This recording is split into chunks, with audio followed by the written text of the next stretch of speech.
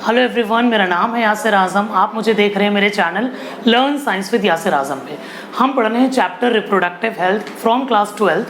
Students, ये chapter class 12 के लिए तो इम्पॉर्टेंट है because it is a part of your syllabus for your board exams and NEET as well, but this topic is also related to social concern, and this topic must be spread to all the students of all the streams of your age.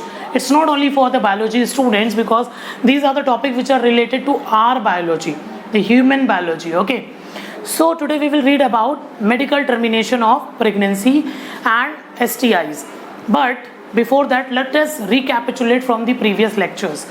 इससे पहले lectures में हमने पढ़ा था कि reproductive health क्या होती है, कैसे मेंटेन की जा सकती है, मेंटेन ना करने के क्या क्या हार्म्स हो सकते हैं। फिर हमने पढ़ा था कॉन्ट्रासेप्शन यानी कि the method of protection from getting pregnant. ठीक है, एक तो ये रीज़न होता है बैरियर यूज़ करने का, दूसरा रीज़न होता है प्रोटेक्शन फ्रॉम STIs, जो कि लोग रेयरली इस पॉइंट ऑफ व्यू से करते हैं। मेजर जो परमानेंट कोएबिट कर रहे हैं, एक सेक्सुअल रिलेशनशिप में हैं जिसमें सेक्सुअल इंटरकोर्स फ्रीक्वेंट हो रहा है, कपल्स हैं, मैरिड कपल्स हैं specially, so they use the contraceptives to get protection from unwanted pregnancy. So ये अनवांटेड प्रेगनेंसी का ही बॉडी से, यानी उस फीटस का, उस प्रेगनेंसी को ख़त्म कर देना, उस फीटस को बॉडी से निकाल देना ही MTP कहलाता है। इसको साधारण भाषा में या आम भाषा में बच्चों हम लोग कहते हैं एबॉर्शन। ठीक है, एबॉर्शन सुनने से ही नेगेटिव लगता है। मिसगैरेज से कंफ्यूज मत होना, वो एक सडन प्रॉब्लम हो जाती है फीमेल्स की बॉडी में कि वो कंसीव नहीं कर पाती हैं, प्रॉपर इम्प्लांटेशन नहीं हो पाता। That is not related to contraceptions और MTPs। ठीक है, अब ये जो MTP है ये बहुत बड़ा इथिकल इशू बन चुका है और इस पर बहुत डिबेट्स होती हैं क्योंकि इससे लोगों की रिलीजियस बिलीव्स भी जुड़ी हुई हैं। भाई, अगर आप अनवांटेड प्रेगनेंसी हो भी गई, आपने मान लीजिए बहुत छोटे, आपको पता चल गया एक महीने में आपको पता चल गया कि भाई मेंसेस नहीं हुए मतलब प्रेगनेंसी हो गई है, आपने उस फीटस को बॉडी से बाहर निकलवा दिया, उस एम्ब्रियो को बॉडी से बाहर निकलवा दिया। ऑल्दो वो एक सिंगल सेल हो या मल्टी सेलुलर मास हो या पूरा बना हुआ बेबी हो, वो था तो लिविंग ना, तो आपने अल्टीमेटली एक लाइफ को ख़त्म कर दिया। इस नज़रिए से इस पे बहुत सारे इथिकल डिबेट्स होते हैं, इथिकल इश्यूज होते हैं, and which are justified, I think होने भी चाहिए क्योंकि लोग इसको बहुत हल्के में लेने लगे हैं। आपको मैं बता दूं, जितनी फीमेल्स प्रेग्नेंट होती हैं in a year, 1/5 of those pregnant womens, 1/5 of those pregnant women undergo MTP. They do undergo this termination of the pregnancy. Earlier ये पूरी तरीके से इलीगल थी इंडिया में। ठीक है, 1971 में इसको कंडीशनल लीगलाइज किया, यानी कुछ शर्तों के साथ लीगलाइज किया। लीगलाइज करने की ज़रूरत क्या पड़ी? मान लो कि प्रेगनेंसी जो हुई है, उस प्रेगनेंसी की वजह से जो फीटस मदर की बॉडी में ग्रो कर रहा है वो एबनॉर्मल है, यानी कि हमने कोई प्रोसेस से, एमनियोसेंटेसिस से पता कर लिया जिससे सेक्स डिटर्मिनेशन लोग करने लगे थे, पर उसका पर्पस ये नहीं था। उसका पर्पस था क्रोमोसोमल डिसऑर्डर्स बताना। ठीक है, या बच्चे की ये देखना कि वो जेनेटिकली फिट है या नहीं। बच्चा एबनॉर्मल, अगर ऐसा बच्चा पैदा हो जाएगा तो उसकी लाइफ भी स्ट्रगलिंग रहेगी और उसका सर्वाइवल भी मुश्किल से होगा। ऐसे बच्चों का अबॉर्शन कराना लीगलाइज कर दिया। दूसरा, अगर बच्चे से मैटरनल इश्यूज आएंगे, माँ को परेशानी है, यानी मदर की जान पे खतरा बन रहा है वो बच्चा, तो उसको हमने क्या करा दिया, उसको अबॉर्ट करा सकते हैं, लीगलाइज्ड है। तीसरा रीज़न ये होता है कि फेलियर ऑफ कॉन्ट्रासेप्टिव, यहीं पे लूफोल है, यहीं पे सारी जालसाजियाँ या 2 नंबर के काम हो जाते हैं। मान लो डॉक्टर को क्या पता आपने IUD लगाई थी या नहीं लगाई थी। ठीक है, आपने तो कह दिया IUD लगाई थी, वो मेंसेस के साथ बाहर निकल गई, पता ही नहीं चला और प्रेगनेंसी हो गई। इस तरीके की अनवांटेड प्रेगनेंसी को भी आप बॉडी से निकलवा सकते हैं, MTP आप करा सकते हैं। लेकिन 2 कंडीशंस हैं, 2 चीज़ें हैं कि MTP आप कब करा सकते हैं। ठीक है, पहली चीज़ है, पहला तो होता है कि फर्स्ट ट्राइमेस्टर, यानी फर्स्ट ट्राइमेस्टर क्या होता है, टोटल प्रेगनेंसी के 3 ट्राइमेस्टर होते हैं, 3 महीने का एक ट्राइमेस्टर होता है। दूसरी जो अबॉर्शन होता है वो सेकेंड ट्राइमेस्टर होता है। थर्ड ट्राइमेस्टर में अबॉर्शन नहीं होता, पूरा बच्चा ही हो जाता है क्योंकि पूरी तरह से मैच्योर होता है। ठीक है, ऐसे केसेस में लोग क्या करते हैं, अभी recently I have seen in my locality, one very small baby was found near the river. ठीक है, now he is healthy, he has been adopted by my neighbour and may Allah bless them, they are really nice that they have adopted that child. So people are still doing such stuff. I don't know how inhuman they are and how heartless these people are. अच्छा, खैर, abortion की conditions आप समझिए, ये conditions तो आप समझ गए।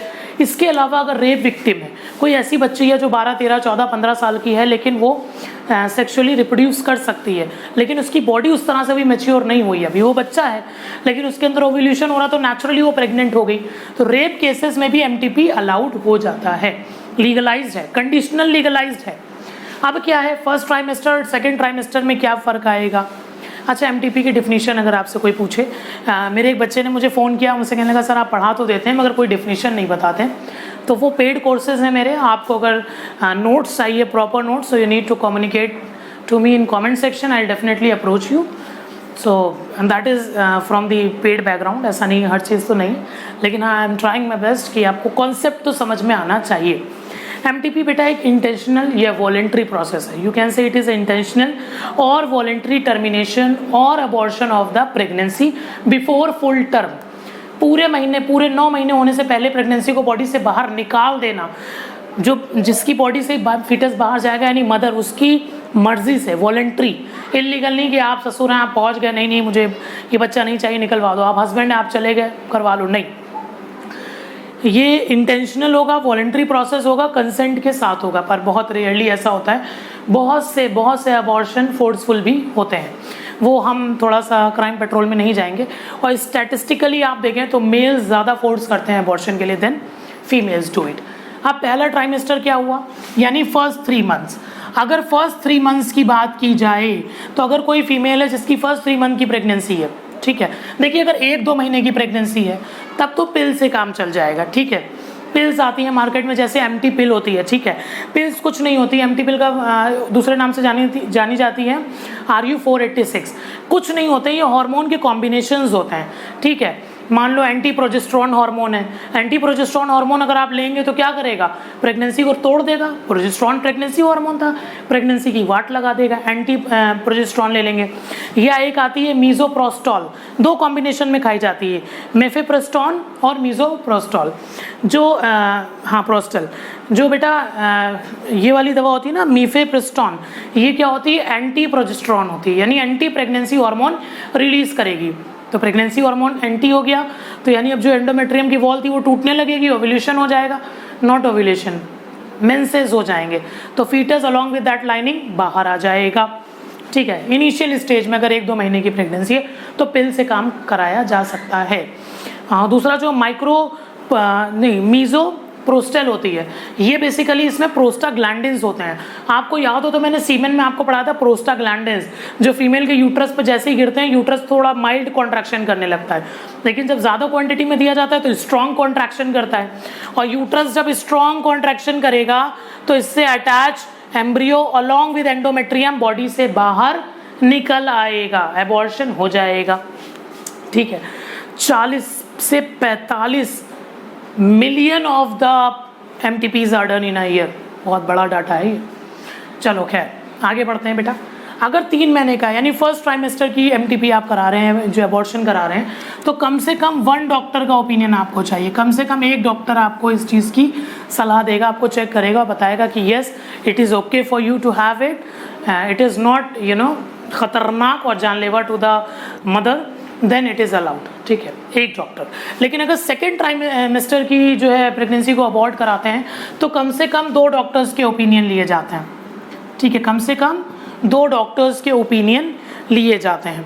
अब बेटा इसके 2 तरीके हैं प्रेगनेंसी को अबॉर्ट करने के। एक तो इसके अंदर जो है कुछ ऐसी मेडिसिन डाली जाती हैं जो एंटी प्रोजेस्टेरोन के साथ साथ बच्चे के लिए हॉस्टाइल बना देती हैं, किसको, यूट्रस को, यूट्राइन जो लाइनिंग होती है टूट के बाहर निकल आती है, फीटस भी बाहर आ जाता है, ठीक है। पहला तो मैं दवा से आपको बता चुका हूँ, एंटी पिल्स के थ्रू, जैसे मीफेप्रोस्टॉन और मीजोप्रोस्टल, ठीक है।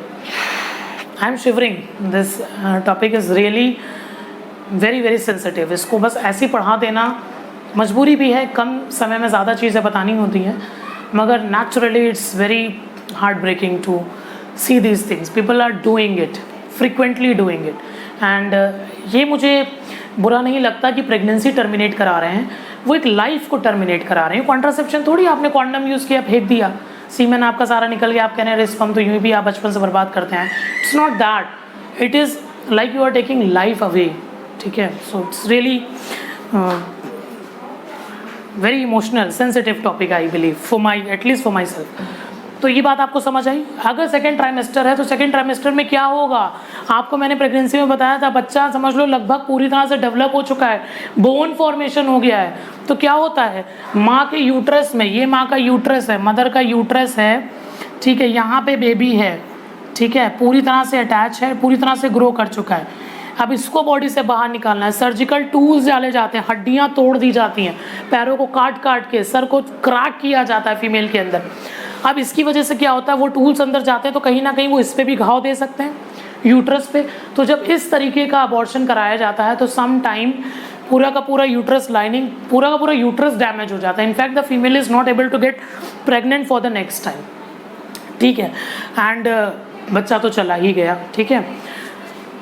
तो इम्पोर्टेंट क्या चीज़ थी, फर्स्ट ट्राइमेस्टर बोले तो 12 वीक्स तक, सेकेंड ट्राइमेस्टर जो आपका है ये बोले तो कब तक बेटा, 24 वीक्स तक, यानी 12 से 24 के ही बीच में हम क्या करते हैं, ये अबॉर्शन वाला काम करते हैं, ठीक है।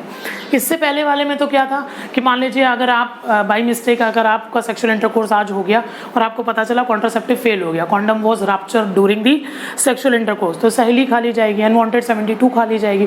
तो जब बनेगा ही नहीं है फीटस, जब फर्टिलाइजेशन होगा ही नहीं, उसकी बात अलग है। लेकिन फर्टिलाइजेशन हो जाने के बाद, जाइगोट बन जाने के बाद, इट इज़ अ लाइफ। और लाइफ को एक लाइन में डिफाइन नहीं किया जा सकता, लाइफ के कैरेक्टरिस्टिक फीचर्स बताए जाते हैं। The metabolic activities, if something is showing metabolic activities that is considered as living, if something as conscious, वो अलग एक पूरा 11th में आपने पढ़ा है, characteristics of living being। लेकिन कुल मिला के it is a very sensitive मुद्दा, and I believe people should think of it and जितना हो सके अवॉइड करें कि आप उस लेवल तक जाएं ना कि आपको MTP करानी पड़े, ठीक है। चलिए अब अगला टॉपिक हम पढ़ लेते हैं बेटा। हमारा अगला टॉपिक है STIs, sexually transmitted infection. Let me clean the board. अब हम पढ़ेंगे STIs के बारे में, या सेक्सुअली ट्रांसमिटेड डिसीजेज और इन्फेक्शंस। अब ये STD हो गया, पहले STD ही लिखती थी NCERT, अब इसको STIs कहने लगे हैं, इन्फेक्शंस कहने लगे हैं। ऐसा क्यों है ये भी हम बात करेंगे। देखिए, सेक्सुअली ट्रांसमिटेड डिसीज़ पढ़ने से पहले मैं एक बात आपके दिमाग में डाल दें, इसको जहन में बिल्कुल पक्का कर लीजिएगा कि जितनी भी STDs हैं या STIs हैं, ज़रूरी नहीं कि ये सेक्सुअल इंटरकोर्स से ही ट्रांसफ़र हों। Majority of them occurs because of sexual relations, sexual intercourse, इस वजह से हम इनको STIs बोलते हैं। मगर सारी की सारी STIs सिर्फ सेक्सुअल कांटेक्ट के थ्रू फैलेंगी, ये ज़रूरी नहीं, ये मिथ अपने दिमाग से आप हटा दीजिएगा। Now what are sexually transmitted disease? The diseases which are transfer और passed from one person to another person through sexual contact, ठीक है, are called as sexually transmitted infections और डिसीजेस। अब ये बात तो तय है कि जो सेक्सुअल ट्रांसमिटेड डिसीजेज में आएगा वो सेक्स के कांटेक्ट से फैल सकती है, पर इसका कतई ये मतलब नहीं कि वो किसी और तरीके से नहीं फैल सकती। और भी तरीके हो सकते हैं, यूज़ ऑफ इन्फेक्टेड निडल्स, ठीक है, ट्रांसफ्यूजन ऑफ ब्लड, और भी रीजंस हो सकते हैं other than sexual intercourse. But वो चाहे जिस मेथड से होती हो उससे मतलब नहीं, पर वो सेक्सुअल कॉन्टेक्ट से होती हैं, इस वजह से उनको हम STIs या STDs में रखते हैं। अब इसको डिसीज़ ना कहकर इन्फेक्शंस क्यों कहने लगे हैं? डिसीज़ एक ज़्यादा निगेटिव वर्ड लगता है, हालांकि जब से कोरोना आया इन्फेक्शन भी काफ़ी जो है निगेटिव वर्ड हो गया है, although both are negative because they are deteriorating, they are harming us. Disease क्या होता है? जब किसी को कहते हैं आपको डिसीज़ है ना, तो एक ऐसा लगता है ठाकुर तो गए हो, बस ख़त्म, टाटा बाय बाय, ऐसा नहीं है। इन्फेक्शन क्या होते हैं? क्योरेबल लगते हैं, सुनने में लगता है इन्फेक्शन हो गया, अच्छा ट्रीटमेंट करेंगे ठीक हो जाएंगे, तो it looks comparative better. What I believe this would be the reason। इसको और नामों से भी जानते हैं, RTI भी बोलते हैं, क्योंकि जो STDs होते हैं इनके सबसे ज़्यादा सिम्टम्स जो होते हैं वो रिप्रोडक्टिव रीजन्स पे ज़्यादा आते हैं, या हम बोल सकते हैं सेक्सुअल ऑर्गन्स पे ज़्यादा आते हैं, या रिप्रोडक्टिव ट्रैक्ट में ज़्यादा दिखते हैं, तो रिप्रोडक्टिव ट्रैक्ट इन्फेक्शंस भी इसका नाम है। दूसरा नाम होता है वेनरल डिसीजेस। वेनरल का जो लिटरल मीनिंग होता है उसका मतलब होता है सेक्सुअल डिज़ायर्स, ठीक है, मतलब अर्ज और लव और लस्ट टुवर्ड्स द सेक्स, तो इस वजह से इसको वेनरल डिसीजेस भी कहते हैं, क्योंकि most of the sexual transmitted diseases occur because of sexual intercourse. एक चीज़ और बता दें जो कि डरावनी है आपके लिए, स्टैटिस्टिकल जो डाटा है उसके अकॉर्डिंग सबसे ज़्यादा STI होती हैं हाँ 15 सही था, 15 से 24 साल के बीच में जो आपका एज ग्रुप है। ऐसा क्यों होता है? एक तो इस एज ग्रुप में बच्चे जो होते हैं, नॉट बच्चे, जो people whatsoever they are, now you are adult, जो भी एडल्ट होते हैं उनके अंदर बहुत ज़्यादा सर्ज ऑफ हार्मोन्स हो रहा होता है, ठीक है। इसकी वजह से उनकी जो बुद्धि होती है वो भ्रष्ट हो जाती है। एक ऐसा लेवल आता है इंसान के पीक पर जब प्यूबर्टी नई नई होती है, that hormone hijack your personality, hormone hijack your intelligence, hormone hijack your all sorts of behaviour. So hormone के कंट्रोल में आने की वजह से आप जो है ईगर टू हैव सेक्स हो जाते हैं। इसकी वजह से लोग मल्टीपल सेक्स पार्टनर्स भी रखते हैं। मल्टीपल सेक्स पार्टनर रखने का मतलब ये नहीं कि आपको मल्टीपल सेक्स पार्टनर इस वजह से सेक्स हो गए, मतलब सेक्सुअल ट्रांसमिटेड डिसीज हो गई है। इसका रीज़न ये होता है कि मल्टीपल पार्टनर में you not sure that which partner is intimated with how many partners, though you are healthy, but if you are having the sexual intercourse with multiple partner, you cannot trust that every partner is loyal towards you, or you people are having mutual understanding, you both are only there involved in sexual relation, तो you don't know। तो पहली चीज़ तो हमें multiple partners के साथ sex avoid करना चाहिए to remain safe in this age group. दूसरा क्या है? Protection, use of protection is very important. This age is very shy group, this age is very shy group. The people who have sexual intercourse in this age group, they do not go to the medical shops to ask for the condoms because they feel it as a very taboo, क्योंकि you can relate it with your family, the culture in which we are growing up, we cannot discuss these things at our places. This is one of the loophole, this is one of the lacking in our society. We should discuss, we should make the people aware about such STIs, because this is the most susceptible age, most prone age group in which the STIs are occurring. So two ways are there to get protection from this. The very first, to avoid the sex with unknown partners or multiple partners. Why unknown partners? Because there are certain places where sex workers are there, people go there, and if they have sexual intercourse without protection, they might have the sexually transmitted diseases or infection from them, ठीक है। सो unprotected sex नहीं करना है, उसको avoid करना है, multiple partner को avoid करना है, अननोन पार्टनर को भी अवॉइड करना है। कुछ एसटीडीज जिनके नाम मैं आपको बता दूं क्या क्या होती हैं, जैसे आप एड्स सुनते हैं, किससे होती है? HIV से। हर्पीज होती है, ठीक है। गोनोरिया होती है, गोनोहोरिया, चेक योर स्पेलिंग, ठीक है। AIDS, herpes, gonorrhoea. इसके अलावा क्या होता है बेटा? और भी बहुत सारी होती हैं, HIV, हर्पीज, हेपेटाइटिस बी। अच्छा एक चीज़ और, मोस्ट ऑफ दी जो STIs हैं उनके जो सिम्टम्स होते हैं वो कॉमन होते हैं, जैसे itching, frequent discharge from the reproductive organs, like males में लगातार कुछ वाइटिश फ्लूइड डिस्चार्ज होता रहता है, फीमेल में डिस्चार्ज होता है। फीमेल में फाउल स्मेल आती है रिप्रोडक्टिव ऑर्गन से, बहुत ही वजाइना से बहुत ही फाउल स्मेल आने लगती है। ये कुछ कॉमन है, लेकिन ज़रूरी नहीं कि सारी की सारी STDs आपके सेक्सुअल ऑर्गन पे ही, आपके रिप्रोडक्टिव ऑर्गन पे ही हिट करेंगी। हेपेटाइटिस बी से आपका लीवर चला जाता है, और ये तो सबसे खतरनाक होता है, सबसे तेज़ी से फैलता है, सबसे खतरनाक, सबसे ज़्यादा जानलेवा STI है ये। बाकी गोनोरिया तो एंटी बैक्टीरियल से ठीक भी हो जाता है, ठीक है। अगर इनिशियली पता चल जाए तो ठीक हो जाएगा। ठीक क्यों नहीं हो पाता है? क्या प्रॉब्लम्स रह जाती हैं? सबसे बड़ी प्रॉब्लम होती है कॉन्फिडेंस की कमी। कॉन्फिडेंस की कमी in the sense, initial stage में अगर कोई प्रॉब्लम आ रही होती है बच्चों को या इस एज ग्रुप के लोगों को, तो वो शर्माते हैं अपनी बात को डॉक्टर तक रखने में, ठीक है। या वो सोचते हैं अरे अभी तो थोड़ा सा है, अपने आप ठीक हो जाएगा। जो ये अपने आप ठीक होने वाला ट्रेंड है ना, इससे बहुत नुकसान पहुंचता है, ठीक है। अगर जनरल सिम्टम्स की बात करें तो बेटा स्वेलिंग इन जेनाइटल्स, ठीक है, genital region, itching, fluid discharge etcetera. Female में एक और चीज़ होती है पेल्विक इन्फ्लेमेशन, यानी कि अगर उनको कोई सेक्सुअली ट्रांसमिटेड डिसीजेस हो जाती हैं तो उनका जो पेल्विक रीजन है, पूरा का पूरा यूट्रस के आसपास का जो पेल्विक रीजन है वो इन्फ्लेमेट हो जाता है, इन्फेक्टेड हो जाता है, इतना डिस्टर्ब हो जाता है कि वो नेक्स्ट दोबारा प्रेग्नेंट हो भी नहीं सकती।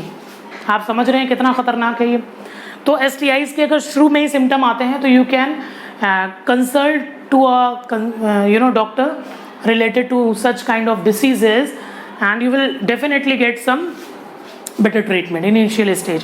बाकी अभी तक एड्स या HIV का कोई ऐसी प्रॉपर मेडिसिन नहीं आई है कि जो आपको बचा ले जाए। अगर आपका इन्फेक्शन बढ़ गया तो जाना तय है। हेपेटाइटिस बी के साथ भी यही है, तो इनिशियल स्टेज पे पता चल जाए तो उसकी केयर की जा सकती है, ठीक है। अब अगर हम बात करें हेपेटाइटिस बी, HIV, ये किस तरीके से ट्रांसमिट हो सकती है मैंने बताया। सेक्सुअल कॉन्टैक्ट के अलावा और भी चीज़ें हैं, कंटेमिनेटेड निडल्स, सर्जिकल इंस्ट्रूमेंट, ऐसे इंस्ट्रूमेंट जो किसी पेशेंट के साथ यूज़ किए जो ऑलरेडी डिसीज था, फिर एक हेल्थी पर्सन के लिए यूज़ कर लिया गया, तो भाई तुम तो गए हो, ठाकुर तो गए हो। दूसरा क्या है, ट्रांसफ्यूजन ऑफ ब्लड। तीसरा HIV की अगर बात करें और हेपेटाइटिस बी स्पेशली, ये दोनों ऐसी बीमारियां हैं जो माँ से बच्चे को भी हो जाती हैं, यानी फीटस मदर की बॉडी में ग्रो कर रहा है, if mother is suffering from any one of these two, तो it will get transfer to the child और फीटस एज वेल, ठीक है। अब STD की अगर बेटा हम लोग बात कर लें तो STD कई तरीके के ऑर्गेनिज्म से हो जाता है, ठीक है। पैथोजन कह सकते हैं, the harmful microbes are called pathogens, ठीक है। बेसिकली 3 कैटेगरीज आती हैं, bacteria, viral and protozoan. Bacteria, viral and protozoan. Viral का एक तरीका याद करने का, तीनों H से होते हैं, ठीक है, तीनों H से होते हैं वायरस से होने वाले, एक HIV हमारा, एक हर्पीस और एक हेपेटाइटिस बी, ठीक है। बहुत ज़्यादा आता है एग्जाम में। हेपेटाइटिस के और भी टाइप होते हैं, पर STI में हेपेटाइटिस बी होता है। हर्पीस के भी 2 टाइप्स होते हैं, HSV1, HSV2। HSV2 से होता है सेक्सुअली ट्रांसमिटेड डिसीज, ठीक है। तो बेटा बैक्टीरिया से होने वाली डिसीजेस क्या है, गोनोरिया, क्लेमाइडियासिस, सिफिलिस। कुछ नहीं आपको पढ़ना है, सिर्फ इनके पॉजिटिव एजेंट पढ़ने हैं। सिम्टम्स नीट के लिए आपको पढ़ना है तो रेफरेंस से पढ़ लीजिएगा, सबके स्पेसिफिक सिम्टम्स है। वैसे कॉमन सब में रहेंगे, itching, genital swelling, pelvic inflammation, common सब में रहेंगे, स्पेसिफिक आपको खुद पढ़ना है, ठीक। गोनोरिया किससे होगा, निजेरिया गोनोरिया से, ठीक है। क्लेमाइडियासिस, क्लेमाइडिया ट्रैकोमोनिट्स, नहीं ट्रैकोमैटिस, ठीक है। सिफिलिस, ट्रिपोनिमा पैलिडम, ठीक है। ये तो हो गया बैक्टीरियल। फिर हम बात करते हैं वायरल की। वायरल में मैंने बताया HIV, हर्पीस और हेपेटाइटिस बी। HIV वायरस से ही एड्स हो जाता है। एड्स ग्रुप ऑफ डिसीज है, सिंड्रोम है, ग्रुप ऑफ डिसीज, मतलब आपकी इम्यूनिटी इतनी कमज़ोर हो जाती है कि आपको हर बीमारी लग जाती है, ठीक है। हर्पीस किससे होता है बेटा, HSV सेकेंड से। HSV का फुल फॉर्म होता है सिम्प्लेक्स वायरस होता है, क्या होता है, और human simplex, herpes simplex virus 2, ठीक है। हाँ, हर्पीस सिम्प्लेक्स वायरस 2। फिर हमारा आता है हेपेटाइटिस बी, ये हेपेटाइटिस बी वायरस से ही होता है। जेनाइटल वार्ट एक डिसीज़ होती है जो कि हमें वायरल डिसीज़ होती है, जो वायरस कॉज करता है ह्यूमन पैपिलोमा, ठीक है। इसमें बेटा क्या होता है, ये बहुत ही खतरनाक होती है। फीमेल के जो यूट्रस होते हैं ना, उसके अंदर गार्ड जैसे बन जाती है, सिस्ट बन जाती हैं, जेनेटल वॉर्ट्स बन जाती हैं, आगे चल के यही कैंसर कॉज कर देती हैं, ठीक है। प्रोटोजोआ से एक ही डिसीज़ आपको पढ़नी है, ट्राइकोमोनियासिस, जो कि ट्राइकोमोनियास से ही होता है। ये तो हो गया STDs के बारे में। अब भैया आप कैसे बच सकते हैं, मैं शुरुआत में ही बता चुका हूँ कि मल्टीपल सेक्स पार्टनर को नहीं रखना है, अननोन सेक्स पार्टनर को नहीं रखना है, प्रोटेक्टेड सेक्स करना है, अनप्रोटेक्टेड सेक्स नहीं करना है, sex with condom is most effective. आप ये नहीं कहेंगे भैया फीमेल ने UTI लगाई थी, UDI क्या था, इंट्रा यूट्राइन डिवाइस, IUD लगाई थी और मैंने सेक्सुअल इंटरकोर्स किया, पता नहीं कैसे हो गया मुझे सेक्स, मतलब मुझे एड्स, वो इस वजह से हो गया क्योंकि that is not protecting you.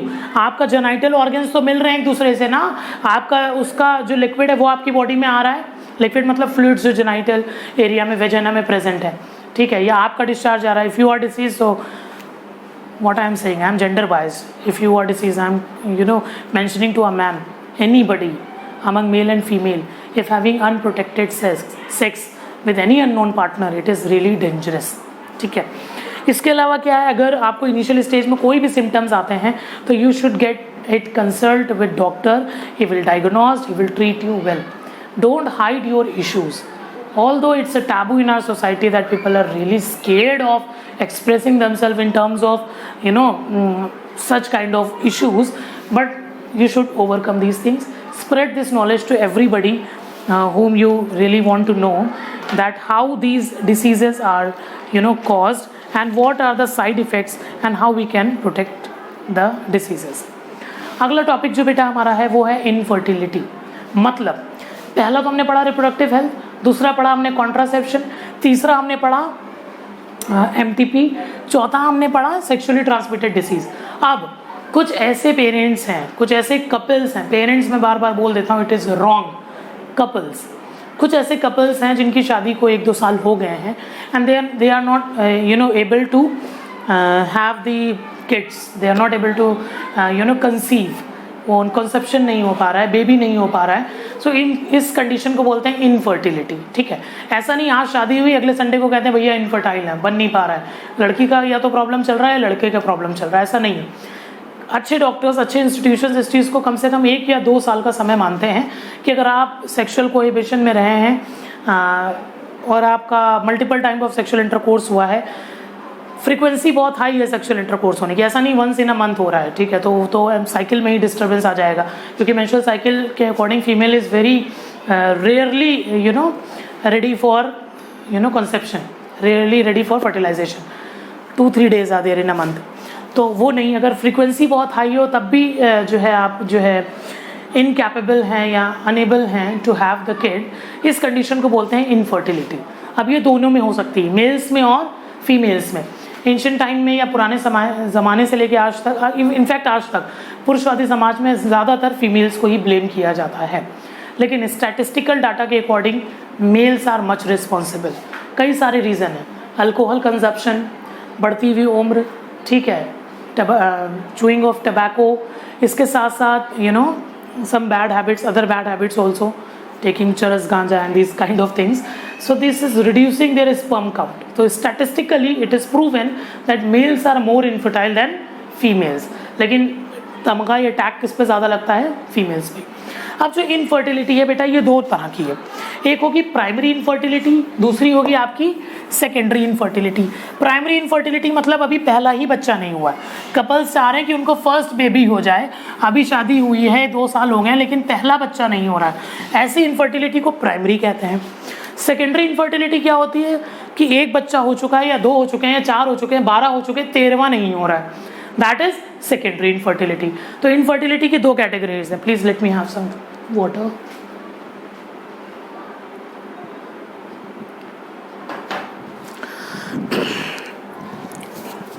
अब सेकेंडरी इनफर्टिलिटी के बारे में ही हम बात करेंगे, प्राइमरी सेकेंडरी दोनों इसी में इंक्लूड है, कि जो कॉज है ना इस इनफर्टिलिटी का वो क्या है। मेल्स में अलग कॉज हैं, फीमेल्स में अलग कॉज है, ठीक है।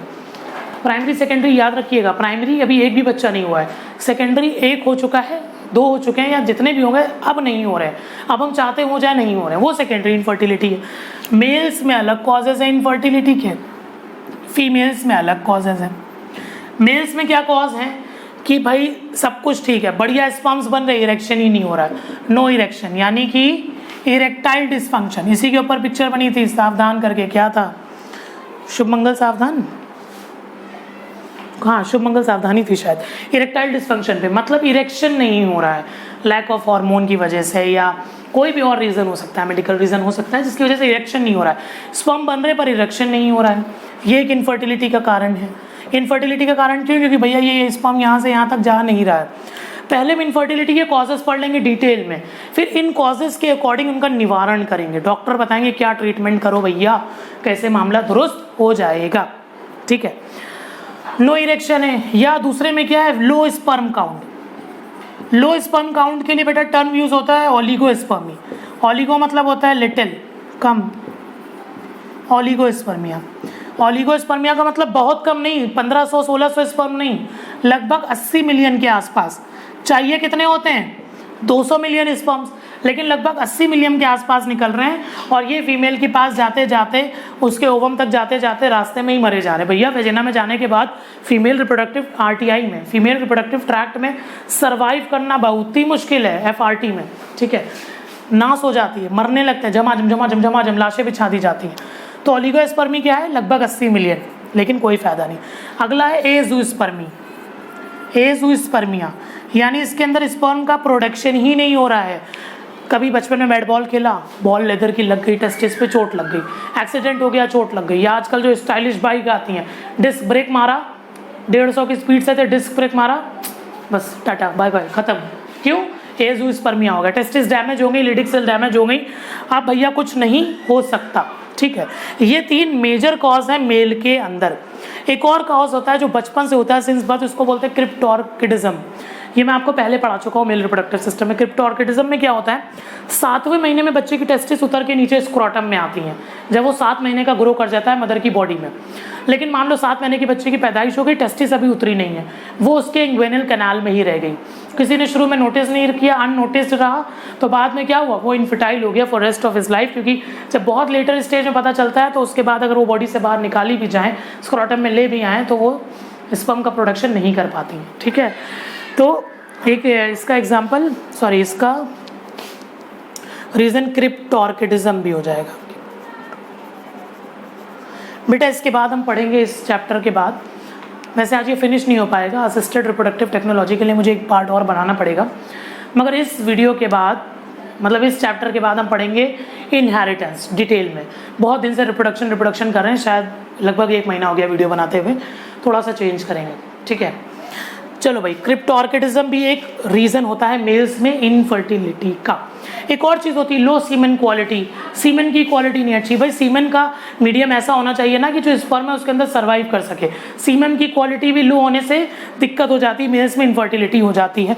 इन सब का निवारण है एज़ूस्पर्मिया का छोड़ के। ये जब स्पर्म ही नहीं बन रहा है तो किसी से लेना पड़ेगा, यहाँ पे फिर वो स्वयं उसका जेनेटिक फादर नहीं, बायोलॉजिकल फादर नहीं बन पाएगा। इस कंडीशन में एज़ूस्पर्मिया में बायोलॉजिकल फादर नहीं बन पाएगा और क्रिप्टोर्किडिज्म में भी नहीं बन पाएगा। ठीक है, बायोलॉजिकल, बाकी सब में वो बायोलॉजिकल फादर बन जाएगा। कैसे बनेगा वो हम इसको बनाएंगे असिस्टेड रिप्रोडक्टिव टेक्नोलॉजी में। बेटा फीमेल की अगर बात की जाए तो फीमेल में बहुत सारे रीज़न हैं। आज के जो खान पान की वजह से जो रीज़न सबसे ज़्यादा नज़रों में रहता है, न्यूज़ में रहता है और सबसे ज़्यादा गायनिकोलॉजिस्ट उससे डील करती हैं, वो है PCOD, पॉलीसिस्टिक ओवेरियन डिसऑर्डर। इसमें क्या होता है, फीमेल की ओवरी में ओवा तो बनता है मगर वो फूट के बाहर नहीं निकलता, ग्राफियन फॉलिकल से बाहर नहीं निकलता, अंदर ही रह जाता है और ऐसे बहुत सारे ओवा हो जाते हैं।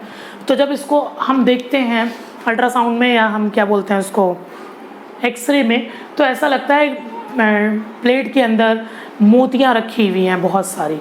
क्यों? क्योंकि वो सब क्या है, वो सब हमारे क्या है, सिस्ट है, सिस्ट बन गया है, सारे के सारे सिस्ट बन गए हैं। ओवा रिलीज नहीं हो रहे, सिस्ट बनते चले जा रहे हैं। अगर इसका टाइमली ट्रीटमेंट ना किया जाए तो ये कैंसरस भी हो सकता है और इसका ट्रीटमेंट बहुत आसानी से अवेलेबल है। If somebody suffering from PCOD तो इसका ट्रीटमेंट है, लेकिन हाँ this is also a cause of infertility, this is a cause of infertility. अब बेटा 2 चीज़ें, कंफ्यूज मत होना, एक चीज़ होता है इनफर्टिलिटी, एक चीज़ होता है स्टेरिलिटी। स्टेराइल मतलब कभी बच्चे नहीं पैदा कर सकते, जैसे ट्रांसजेंडर बच्चे पैदा ही नहीं होंगे चाहे वो कुछ कर लें, ठीक, क्योंकि उनके अंदर ना ही नेचुरल स्पर्म है ना ही ओवम है। ठीक है, जितना जो रिक्वायर्ड चाहिए, जिस तरीके का स्पर्म या ओवम चाहिए वो उनके अंदर नहीं प्रोड्यूस हो रहा है, तो वो स्टेरिलिटी इज़ डिफरेंट। इनफर्टिलिटी क्या है, एक ऐसी कंडीशन, एक ऐसी प्रॉब्लम जिसको ट्रीट किया जा सकता है। अब इस कंडीशन में एज़ूस्पर्मिया क्या हो जाएगा, स्टेरिलिटी बेटा मतलब इम्पोटेंसी से भी कंपेयर करते हैं, यानी सेक्सुअल रिलेशन के लिए भी इनकैपेबल है, सेक्सुअल इंटरकोर्स के लिए भी इनकैपेबल है। इसमें से सारे के सारे ट्रीट किए जा सकते हैं विद हार्मोनल इंजेक्शंस या some other medicine are there to have proper sexual intercourse. बच्चे ना होना इज अ सेकेंडरी थिंग। ठीक है, इनफर्टिलिटी इज वेरी कॉमन, ठीक है, बट स्टेरिलिटी इज रेयर। चलो बेटा, फीमेल की एक हो गई PCOD, पॉलीसिस्टिक ओवेरियन डिसऑर्डर। अगला जो रीज़न बेटा होता है वो क्या होता है, जो फेलोपियन ट्यूब होती है ये डैमेज हो जाए किसी रीज़न से, फेलोपियन ट्यूब में कोई जख्म बन जाए, फेलोपियन ट्यूब में कोई इन्फ्लामेशन हो जाए, ये सूज जाए, ठीक है, तो इसकी वजह से भी दिक्कत हो सकती है। एज रिलेटेड फैक्टर्स भी होते हैं, या यूट्रस में कोई प्रॉब्लम है कि यूट्राइन की वॉल जो है वो इन्फ्लेमेटेड है या उसमें कुछ वो हॉस्टाइल है इम्प्लांटेशन के लिए, कि फर्टिलाइजेशन तो हो रहा है, इम्प्लांटेशन वो नहीं होने दे रहा है। अगर इनफर्टिलिटी जैसी प्रॉब्लम है मेल या फीमेल में तो हमें उसको दूर करना है। उसके लिए डॉक्टर चलाते हैं आर्ट, अपनी कला, ARTS, असिस्टेड रिप्रोडक्टिव टेक्नोलॉजी। मैं बहुत थक चुका हूँ तो वो वीडियो मैं बाद में डालूँगा, क्योंकि उसमें बहुत सारी टेक्नोलॉजी हैं, 5-6 तो हैं ही, तो उसमें कम से कम मुझे लग जाएंगे 20 minute, so that we will do later. But जितना पढ़ा दिया उतना पढ़ते चलिए, बराबर से पढ़ते चलिए।